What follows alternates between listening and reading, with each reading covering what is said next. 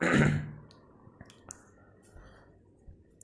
Everyone, मैं सौरभ दिल्लीवार आप सबका स्वागत करता हूं हमारे यूट्यूब चैनल पर, जहां हम लोग भारत का इतिहास कवर कर रहे हैं। ठीक है, भारत के इतिहास में हम मध्यकालीन भारत का इतिहास खत्म कर चुके हैं। स्टार्ट किया था क्या, आधुनिक भारत का इतिहास, जहां हम लोगों ने यूरोपियों का आगमन खत्म कर लिया। ठीक है, यूरोपियों का आगमन खत्म हो चुका है। उसके बाद हम लोगों ने पिछली क्लास में स्टार्ट किया था क्या, मराठा साम्राज्य के बारे में। ठीक है, कल पढ़े क्या, शिवाजी के बारे में। शिवाजी के बारे में मतलब इससे पहले क्लास में शिवाजी के बारे में पढ़ चुके हैं। अब देखते हैं कि शिवाजी की मृत्यु के बाद मराठा वंश का क्या हुआ, देखते उसके बारे में। हम लोगों ने पढ़ा था कल क्या, शिवाजी के पिताजी कौन थे, शाहजी भोसले थे। कौन थे उनके पिताजी, शाहजी भोसले, जब आरंभिक में अहमदनगर की सेवा में थे, लेकिन जब शाहजहां ने अहमदनगर पर आक्रमण किया तब वह बीजापुर की सेवा में चले गए थे और तभी उन्होंने पुणे की जागीर शिवाजी को प्रदान की थी। और बाद में शिवाजी ने मराठा साम्राज्य की स्थापना की और छत्रपति शिवाजी महाराज बने। ये कैसे बने हैं कल अपन देख चुके हैं। साथ ही उन्होंने कुछ क्षेत्रों पर विजय अभियान किया है। हमने देखा था अंतिम अभियान कहां किया था, कर्नाटक में किया था, जहां पर वेल्लोर और जिंजी वाले क्षेत्रों पर उन्होंने विजय प्राप्त की है। वेल्लोर और जिंजी वाले क्षेत्रों पर शिवाजी ने विजय प्राप्त की थी। ठीक है, कल उनके पुत्र संभाजी के बारे में देखा है। ठीक है, हमने देखा क्या, पुरंदर की संधि जो हुई थी शिवाजी और जयसिंह के मध्य, जहां पुरंदर की संधि के अनुसार शिवाजी ने क्या एक्सेप्ट किया है कि संभाजी अब मुगल दरबार में रहेंगे। ये शर्त शिवाजी ने स्वीकार किया था। बाद में शिवाजी और संभाजी इन दोनों को ही औरंगजेब ने बंदी बना लिया था, कल देखा अपन। ठीक है, लेकिन बाद में शिवाजी और संभाजी आजाद हो गया और बाद में शिवाजी ने सभी 35 किले पुनः प्राप्त किए थे। ठीक है, यहां तक अपन कल पढ़े हैं, ध्यान देना। शिवाजी की मृत्यु के पश्चात उनका शासन संभाजी को मिलना चाहिए था। संभाजी को उनका शासन मिलना चाहिए था। इस संभाजी के एक पुत्र है, नाम क्या है, साहू जी। ठीक है, ध्यान देना। शिवाजी के पिता का नाम क्या है, शाहजी भोसले। क्या नाम है, शाहजी भोसले। जबकि संभाजी के पुत्र का नाम क्या है, साहू जी। क्या नाम है, साहू जी नाम है। ठीक है, ध्यान देना। बाद में औरंगजेब संभाजी और साहू जी दोनों को बंदी बना लेगा। बाद में औरंगजेब संभाजी और साहू जी को बंदी बना लेगा। साथ ही साथ इस संभाजी के एक सलाहकार है, नाम क्या उनका, कवि कलश। क्या नाम है, कवि कलश।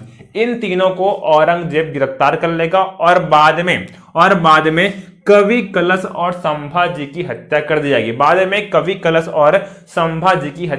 जाएगी। ध्यान देना, इनको बंदी बनाया गया, संभाजी और साहू जी। साथ में कौन है, उनके सलाहकार है कवि कलश, अभी बंदी बना लिए गए हैं। जब बंदी बना लिए गए हैं तब एक संभाजी के भाई है, संभाजी के सौतेले भाई है, नाम क्या है, राजा राम जी। क्या नाम है, राजा राम जी। अब ये दक्षिण की ओर चले गए हैं। ठीक है, जो मराठों का मूल एरिया कौन सा है, महाराष्ट्र वाला एरिया है। लेकिन जब औरंगजेब ने संभाजी और साहू जी को बंदी बना लिया है तब संभाजी के सौतेले भाई कौन है, राजा राम जी है। ये दक्षिण की ओर चले गए हैं, जहां उन्होंने जिंजी को अपनी राजधानी बनाया है। किसको बनाया है, जिंजी को। कल मैं हाईलाइट किया था कि जब शिवाजी ने दक्षिण अभियान किया कर्नाटक में, वहां पर जिंजी एवं वेल्लोर को जीता है। तब वहां पर मैं बोला था क्या, जिंजी बाद में मराठों की राजधानी बनेगा। किसने बनाया है, ये राजा राम जी जो है शिवाजी के पुत्र हैं, और इन्होंने ही दक्षिण में जिंजी को अपनी राजधानी बनाया है। और राजधानी बनाकर वहीं पर अब शासन करने वाले कौन, राजा राम जी वहां पर शासन कर रहे हैं। लेकिन अभी क्या हो रहा है, बार बार मुगलों और मराठों के मध्य संघर्ष हो रहा है। बार बार इन्होंने संघर्ष किया है, राजा राम जी ने संघर्ष किया अपना क्षेत्र वापस पाने के लिए, लेकिन उतना कामयाब नहीं हो पाए कौन, राजा राम जी। कुछ क्षेत्रों पर विजय जरूर प्राप्त की है, लेकिन अपना मूल एरिया प्राप्त नहीं कर पाए कौन, राजा राम जी। अपना जो मूल मराठवाड़ा एरिया है वो प्राप्त नहीं कर पाए हैं मुगलों से। अब कुछ दिनों पश्चात ही राजा राम जी की मृत्यु हो गई है। जब इनकी मृत्यु हुई तब इनका पुत्र कौन है, शिवाजी द्वितीय। नाम क्या है, शिवाजी द्वितीय। ये राजा राम जी का पुत्र है। ध्यान देना, ये एक अल्पवयस्क बालक है। जिस समय राजा राम जी की मृत्यु हुई उस समय उनका पुत्र कौन है, शिवाजी द्वितीय है। और ये एक अल्पवयस्क बालक है, मतलब शासन की बागडोर संभालना उनके बस की बात नहीं होगी, छोटे बच्चे हैं। ठीक, इसलिए शासन संभाल नहीं पाएंगे। इसी कारण राजा राम जी की पत्नी और शिवाजी द्वितीय की माता जी का नाम है ताराबाई ने संरक्षिका बनकर, ताराबाई जी ने शिवाजी द्वितीय की संरक्षिका बनकर शासन की बागडोर अपने हाथ में ली है। किसने ली है? ताराबाई जी ने, जो राजा राम जी की पत्नी है, साथ ही साथ शिवाजी द्वितीय की क्या है? माता जी है। इन्होंने संरक्षिका बनकर शासन की बागडोर अपने हाथ में ली है और बहुत ही बहादुरी से मुगलों का सामना करती, कौन? ताराबाई जी, और ये अपना साम्राज्य वापस पाने में सफल हो गई है। ठीक है, तो ताराबाई जी है संरक्षक के रूप में कार्य करेगी, इसके शिवाजी द्वितीय के संरक्षिका के रूप में कार्य कर रही है और ये कामयाब हो गई है। किसमें? ये मराठवाड़ा वाला जो एरिया है वहां से मुगलों को भगाने में और अपना साम्राज्य वापस पाने में कामयाब हो गई। कौन? ताराबाई जी। ठीक है, अब ये कामयाब हो गई है। इसी समय क्या हो रहा है?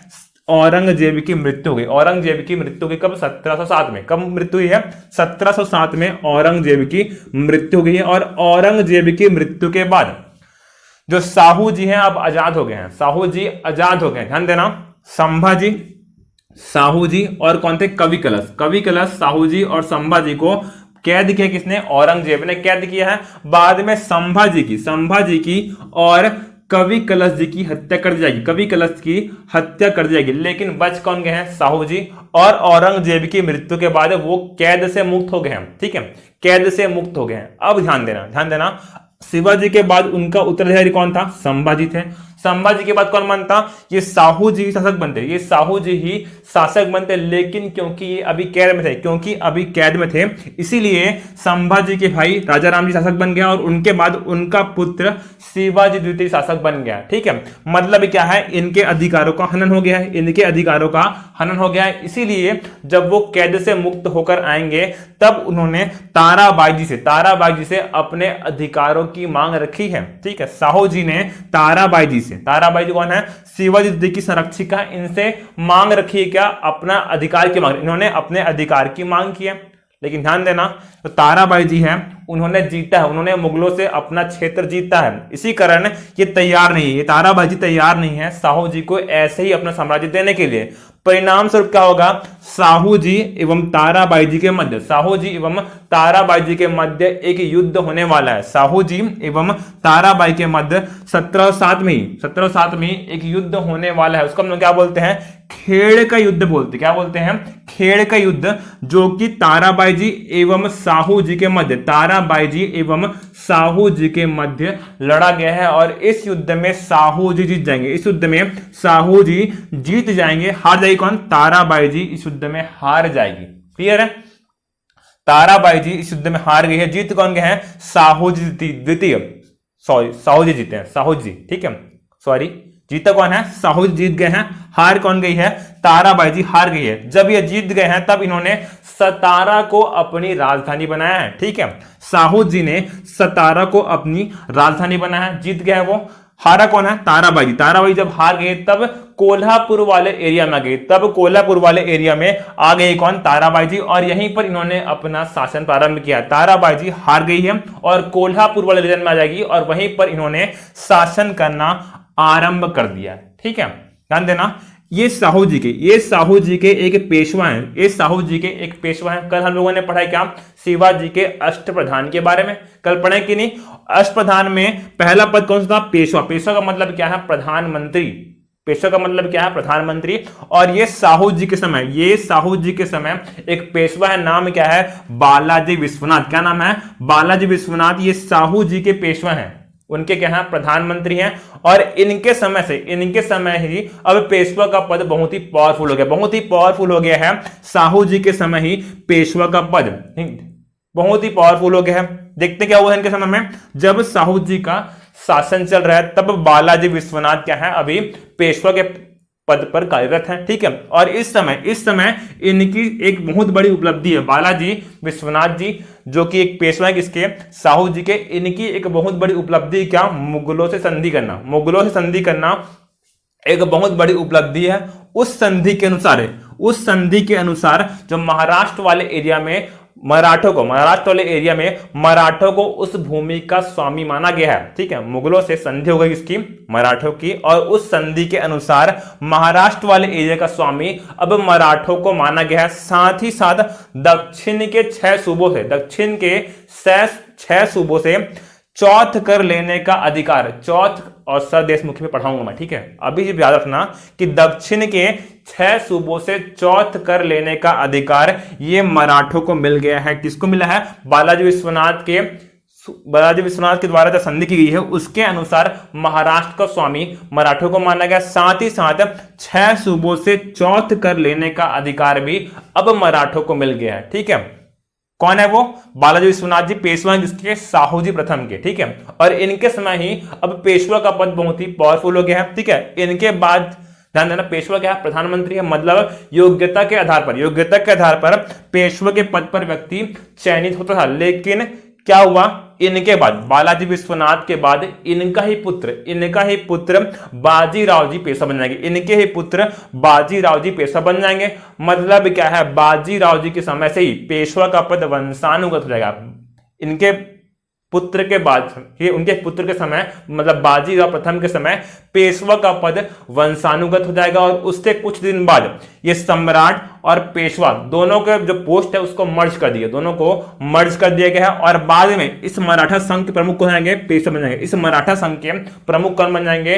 पेशवा ही बन जाएंगे, ठीक है। उसके बारे में पढ़ेंगे। अभी एक क्लियर है ना? शिवाजी के बारे में कल पढ़ चुके हैं, संभाजी के बारे में पढ़ चुके हैं अपन, राजा राम जी के बारे में पढ़ चुके हैं, इनके पुत्र शिवाजी द्वितीय के बारे में पढ़ चुके हैं, साथ ही इनकी माता ताराबाई के बारे में अपन देख चुके हैं, और साहू जी के बारे में तो देखे ही अपन, ठीक है। ये खत्म होता है क्या? साहू जी तक। अब देखते हैं साहू जी के बाद, जो साहू जी के समय पेशवा कौन थे? बालाजी विश्वनाथ। अब जो पेशवाशिप है उसके बारे में देखते हैं कि कैसे बालाजी विश्वनाथ के बाद कौन कौन व्यक्ति पेशवा बने हैं और किनके समय पेशवा और सम्राट का पद समाहित कर दिया गया है, ठीक है। देखते हैं इस बारे में।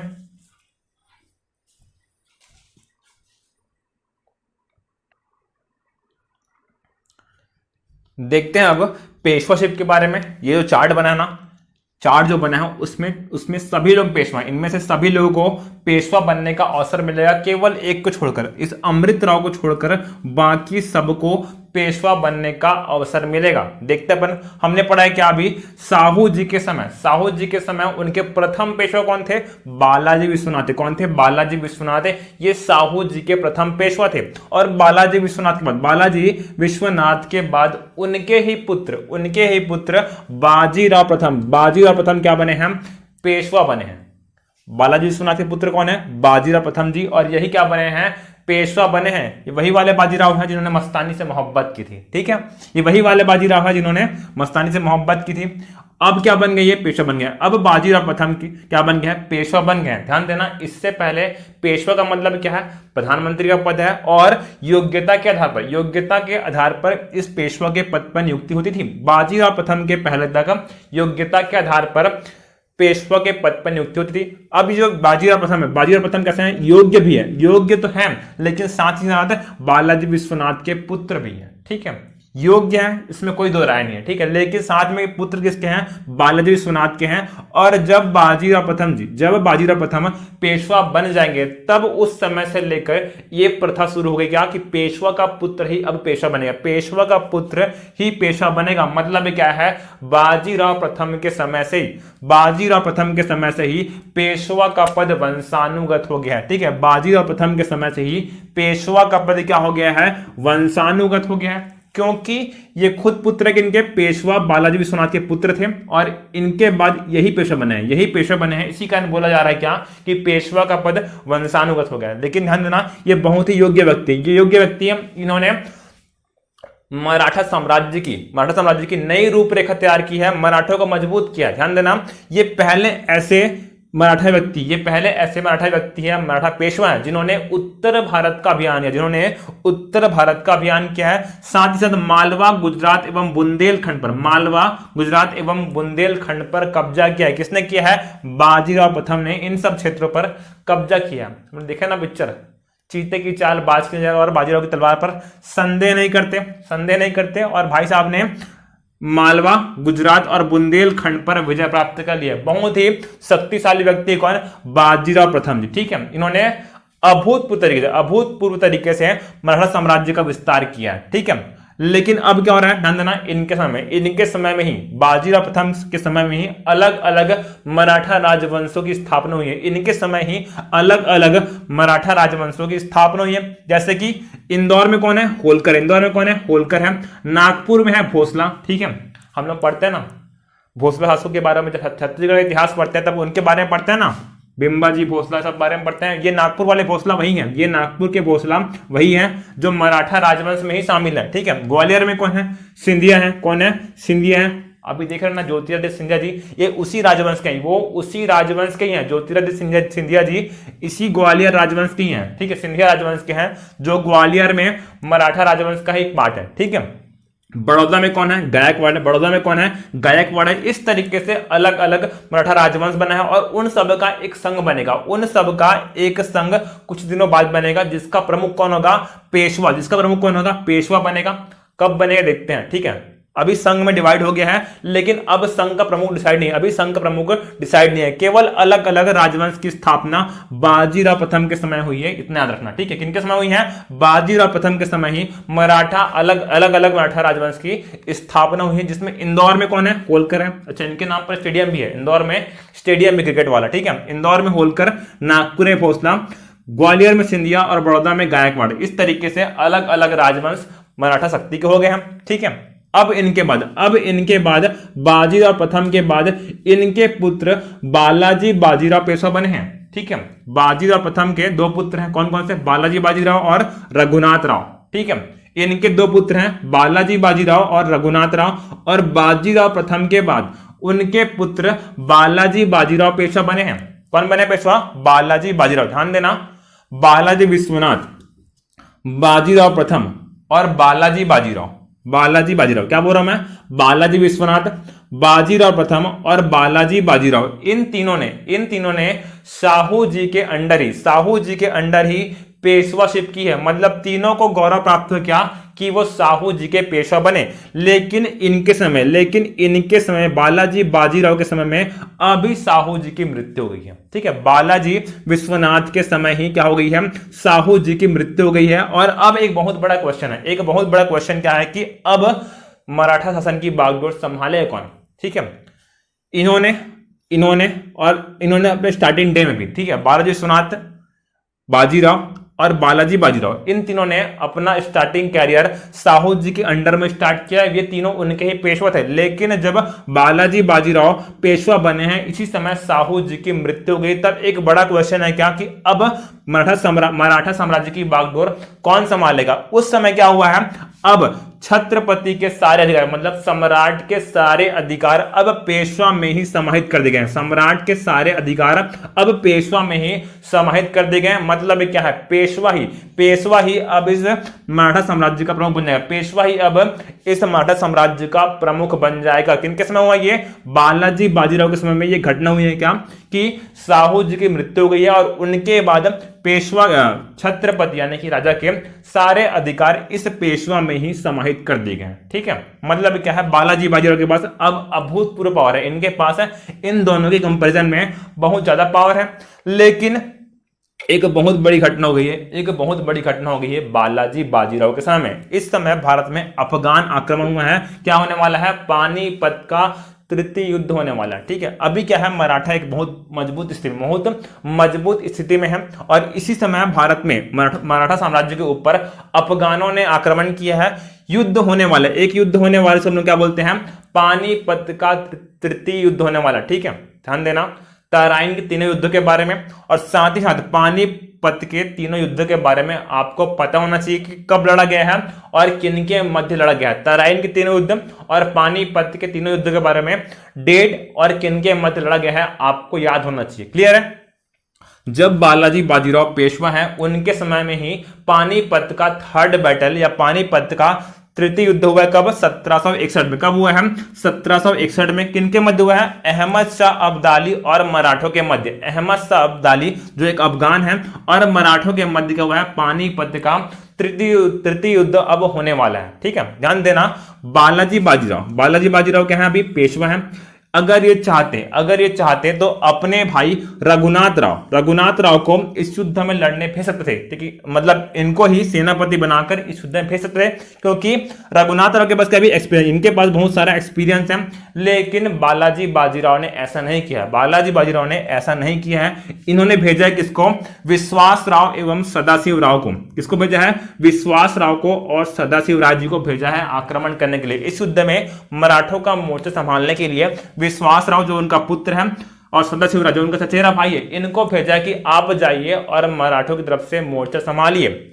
जो विश्वास राव है इनके पुत्र हैं, जबकि सदाशिव राव जी इनके चचेरे भाई हैं, और ये दोनों अब मराठों का नेतृत्व करने कहां है? पानीपत के 3rd बैटल में आए हैं। ध्यान देना, जब युद्ध हुआ तब मराठों की करारी हार हुई, छोटी मोटी हार नहीं, करारी हार हुई है। जीत कौन गया है? अहमद शाह अब्दाली इस युद्ध में जीत गए हैं। मराठों की भीषण हार हुई है, भीषण जनधन की हानि मराठों को ही है, ठीक है, मतलब कुछ भी नहीं बचा है, केवल दिख रहा है क्या? लाश दिख रही है, केवल और केवल मराठा व्यक्तियों की लाशें दिख रही है इस युद्ध में, ठीक है। एक व्यक्ति नाम में क्या है? काशीराज पंडित जी, नाम में क्या है? काशीराज पंडित जी। इन्होंने पानीपत के 3rd बैटल का आंखों देखा वर्णन लिखा है। काशीराज पंडित जी ने पानीपत के 3rd बैटल का आंखों देखा वर्णन किया। कह रहे हैं क्या? कि इस युद्ध में महाराष्ट्र में कोई ऐसा परिवार नहीं बचा है, पूरे महाराष्ट्र में ऐसा कोई परिवार नहीं बचा है जिसने इस युद्ध का शोक नहीं मनाया है, ठीक है। इतना भीषण हार हुआ है कि हर घर से, महाराष्ट्र के हर घर से किसी न किसी की मृत्यु हुई है। और इसी बात को बोल रहा है कौन? काशीराज पंडित, जिन्होंने बोला क्या है कि पूरे महाराष्ट्र में ऐसा कोई घर नहीं है जिसने अपने परिजन की मृत्यु का शोक ना मनाया हो। इतनी भीषण पराजय हुई किसकी? मराठों की। और अब इनकी शक्ति बहुत ही कमजोर हो गई है। जितने भी इतिहासकार हैं सबको लग रहा था क्या कि इस युद्ध के पश्चात अब मराठों की शक्ति खत्म हो गई है, मराठों की शक्ति, ऐसा हर इतिहासकार को लग रहा था। लेकिन तभी बालाजी बाजीराव के पुत्र माधवराव जी एक युवा व्यक्ति हैं, एक बहुत ही युवा बालक हैं, और इन्होंने अभी पेशवाशिप संभाली है। माधवराव जी ने पेशवाशिप संभाल ली है और मराठों को पुनः खड़ा करने का कार्य इस छोटे से बालक माधवराव जी ने किया, ठीक है। बालाजी बाजीराव के समय क्या हो गई है?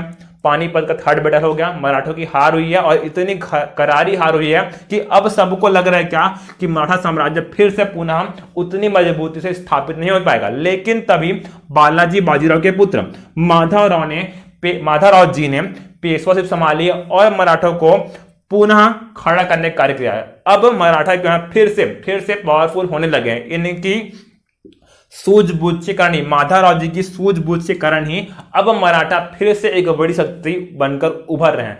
लेकिन दुर्भाग्य से कुछ समय पश्चात ही इनकी मृत्यु हो जाएगी, ठीक है। देखते हैं,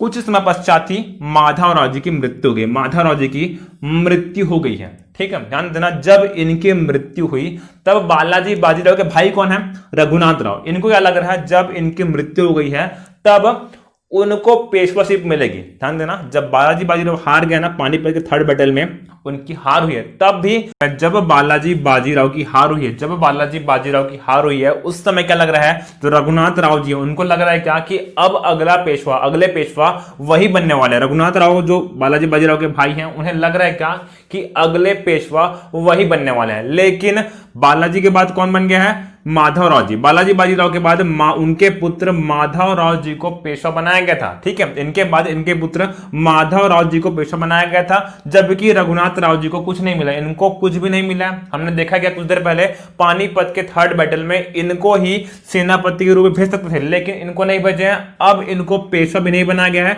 जबकि उनसे कम एक्सपीरियंस वाले व्यक्ति कौन है? माधवराव जी, इनको पेशवा बना दिया गया। हालांकि ये बहुत ही क्या व्यक्ति है? शक्तिशाली है, साथ ही साथ सूझबूझ वाले व्यक्ति है। माधवराव जी शक्तिशाली है, मतलब शासक बनने की योग्यता है, साथ ही साथ अपनी सूझबूझ के कारण इन्होंने पानीपत के 3rd बैटल में करारी हार के बावजूद इन्होंने मराठा शक्ति को पुनः जीवित किया। माधवराव जी ने मराठा शक्ति को पुनः जीवित किया, उन्हें पुनः भारत के नक्शे पर खड़ा किया है। लेकिन दुर्भाग्य से कुछ समय पश्चात ही माधवराव जी की मृत्यु हो जाएगी, ठीक है, इनकी मृत्यु हो जाएगी। ध्यान देना, अब रघुनाथ राव जी को लग रहा है क्या, ठीक है इनके बाद तो नहीं दिए, अब शायद माधव राव जी के बाद क्या मिलेगा, उनको पेशवा का पद मिल जाएगा, उनको पेशवा का पद मिल जाएगा। ऐसा सोच रहे कौन, रघुनाथ राव जी सोच रहे क्या कि माधव राव जी की मृत्यु के बाद पेशवा का पद उन्हें मिलेगा। लेकिन पेशवा कौन बन गया, अब माधव राव जी के भाई नारायण राव जी को अगला पेशवा घोषित किया गया। ठीक है,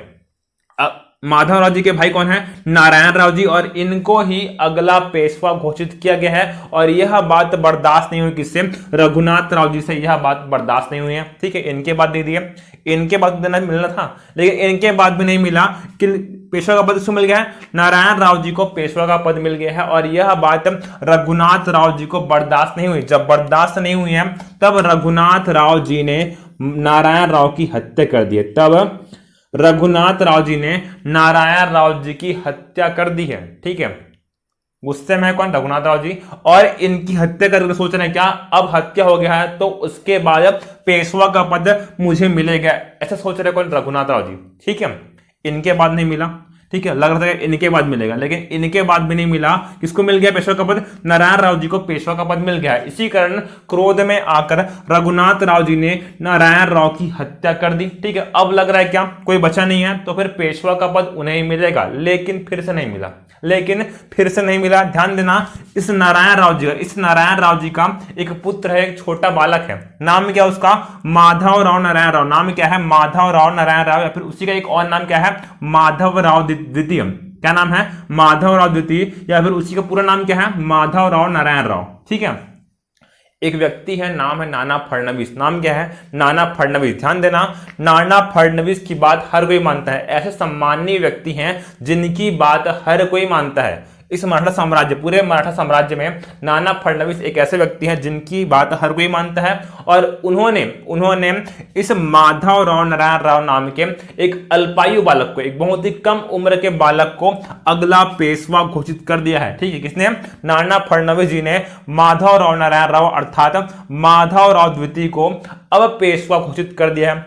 अब सोचिए इनके हालात कैसे हैं। ठीक है, मतलब खाया पिया कुछ नहीं, ग्लास तोड़े 12 वाले साहब है। ठीक है, ये कहीं के नहीं रहे, अब ये कहीं के नहीं रहे हैं, क्योंकि पेशवा कौन बन गया है, ये माधव राव द्वितीय नाम का एक अल्पायु बालक अब पेशवा बन गया है। तब रघुनाथ राव जी भाग कर कहां हैं, सूरत आए हैं। तब रघुनाथ राव जी भाग कर कहां हैं, सूरत आए हैं। कहां हैं, सूरत आए हैं। बात कब की है, 1772 की बात है। बात कब की है, 1772 की बात है। ये भागकर कहां है, सूरत आए हैं, और इन्होंने अंग्रेजों से एक संधि कर ली। सूरत में आए हैं और वहां जाकर अंग्रेजों से क्या कर लिया, इन्होंने संधि कर लिया। ठीक है, इस संधि को बोला गया क्या, सूरत की संधि बोला गया। क्या बोला गया है, सूरत की संधि कहा गया है। किनके मध्य हुआ यह, अंग्रेजों और रघुनाथ राव के मध्य यह सूरत की संधि हुई। कब, 1775 में। कब हुई, 1775 में। ध्यान देना, बहुत ही महत्वपूर्ण है। रघुनाथ राव को पेशवा का पद नहीं मिल रहा है, इसी कारण पेशवा बनने की चाह में अब रघुनाथ राव ने अंग्रेजों की सहायता लेने का प्लान बनाया है, और इसी उद्देश्य से कहा गया है वो सूरत गए हैं और उन्होंने संधि की है। किससे, अंग्रेजों से संधि कर ली है। और इस संधि में बोला गया क्या कि अंग्रेज जो हैं रघुनाथ राव की हेल्प करेंगे पेशवा बनने में, और इसके बदले में रघुनाथ राव कुछ ना कुछ उचित उपहार देगा अंग्रेजों को। ठीक है, ध्यान देना, अभी तक अंग्रेजों की इतनी हिम्मत नहीं थी कि वो मराठों के इंटरनल मैटर में हस्तक्षेप करें। ठीक है, एक बहुत ही पावरफुल राज्य है मराठा। ठीक है, और इसके इंटरनल मैटर में हस्तक्षेप करने की हिम्मत अंग्रेजों में नहीं थी। लेकिन ये जो भाई साहब है रघुनाथ राव, ये खुद इनवाइट कर रहे हैं अंग्रेजों को कि आइए आप इंटरफेयर कीजिए, और इस बात को सुनहरे अवसर के रूप में देख रहे हैं अंग्रेज। इस बात को एक सुनहरे अवसर के रूप में देख रहे हैं अंग्रेज कि इतने बड़े वाले एरिया में मराठों को हराकर उतनी बड़ी भूमि पर कब्जा किया जा सकता है। ठीक है, उनके लिए क्या है, एक सुनहरा अवसर है। ध्यान देना, बैकग्राउंड मर रहा है, बैकग्राउंड मर रहा है प्रथम आंग्ल मराठा युद्ध का, ठीक है, प्रथम आंग्ल मराठा युद्ध का बैकग्राउंड मर रहा है कि रघुनाथ राव कहां पर आया है, सूरत आया है अंग्रेजों के पास संधि के लिए, और उस संधि के परिणाम स्वरूप ही अब क्या होने वाले हैं, युद्ध होने वाला है, प्रथम आंग्ल मराठा युद्ध। अब उसका बैकग्राउंड बन चुका है, सज चुका है, ठीक है। जो आंग्ल मराठा युद्ध है उसके बारे में कल देखेंगे। 3 मेडल, टोटल 3 मेडल है, फर्स्ट, सेकंड और थर्ड। इन तीनों के बारे में नेक्स्ट क्लास में देखेंगे अपन, ठीक है। प्रथम आंग्ल मराठा युद्ध, सेकंड और थर्ड, इन तीनों के बारे में कल वाली क्लास में देखेंगे। आज यहीं पर रोकते हैं, ठीक है। ये चार्ट समझ में आया ना। बाजीराव के 2 पुत्र हैं, रघुनाथ राव और बालाजी बाजीराव। इस बालाजी बाजीराव जी के 2 पुत्र हैं, माधव राव और नारायण राव। और ये नारायण राव जी के पुत्र कौन है, माधव राव नारायण राव, जिन्हें हम क्या बोलते हैं, माधव राव द्वितीय भी कहते हैं। क्या कहते हैं, माधव राव द्वितीय भी इन्हीं का ही नाम है, ठीक है। जबकि रघुनाथ राव के 2 पुत्र हैं, बाजीराव द्वितीय और अमृत राव। अच्छा ध्यान देना, जो अमृत राव है इनके दत्तक पुत्र हैं। जो रघुनाथ राव के दत्तक पुत्र है कौन, अमृत राव, और इनके पुत्र का नाम क्या है, विनायक राव। इनके पुत्र का नाम क्या है, विनायक राव। इनमें से सभी लोग, इनमें से जितने भी लोग का मैं नाम लिखा हूं, ये अलग चीज है ना, ये इतिहासकार है, ठीक है। इन्होंने आंखों देखा वर्णन किया किसका, पानीपत के थर्ड बैटल का, ठीक है। ये जो टेबल बना है, चार्ट बना है, बालाजी विश्वनाथ से लेकर ये वाला, इसमें सभी लोगों को पेशवा बनने का अवसर मिला है, केवल छोड़ किसको, अमृत राव को छोड़कर सबको पेशवा बनने का अवसर मिला है, ठीक है। इनके बारे में पढ़ेंगे कल, अभी यहां तक खत्म कर चुके अपन, ठीक है। जो इनके बारे में जब युद्ध शुरू होगा तब इनके बारे में डिटेल में पढ़ेंगे। अभी रघुनाथ राव कहां चले गया है, सूरत चले गया है, उसने अंग्रेजों से सूरत की संधि की है ताकि यह पेशवा बन सके, ठीक है। अगली क्लास में प्रथम आंग्ल मराठा युद्ध प्रारंभ करेंगे, ठीक है। इसको पढ़िए आप लोग ठीक से। Thank you class.